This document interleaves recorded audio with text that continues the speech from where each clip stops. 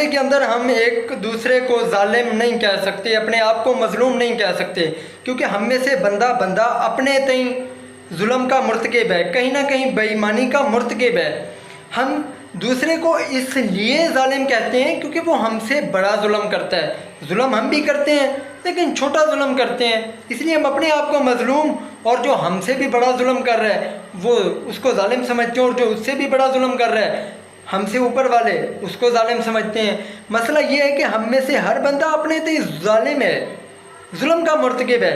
یہاں سیاست دانوں کا اگر بس لگتا ہے تو وہ 11 ارب کے جہاز خرید لیتے ہیں، یہاں مزدور کا اگر بس لگتا ہے تو وہ اپنے کام میں سے 2 گھنٹے کی ڈنڈی مار کے نکل جاتا ہے، یہاں سبزی فروش کا جو ہے وہ داؤ لگتا ہے تو وہ اڑان کے نام پہ آپ کو وزن کم دیتا ہے، یہاں دکاندار کا اگر بس لگتا ہے تو وہ 4 شاپر چڑھا کے آپ کو 2 کلو کی چیز تول کے دیتا ہے، وہ اپنی ڈنڈی مارتا ہے۔ یہاں پیٹرول پمپ والے کا داؤ لگتا ہے وہ اپنی ڈنڈی مارتا ہے، یہاں ڈاکٹرز کا داؤ لگتا ہے وہ اپنے طریقے سے ڈیل کرتے ہیں، یہاں دوائی بیچنے والے کا داؤ لگتا ہے وہ 2 نمبر دوائی بیچتا ہے۔ یہاں ہر ایک بندہ اپنے تئیں ظلم کا مرتکب ہے۔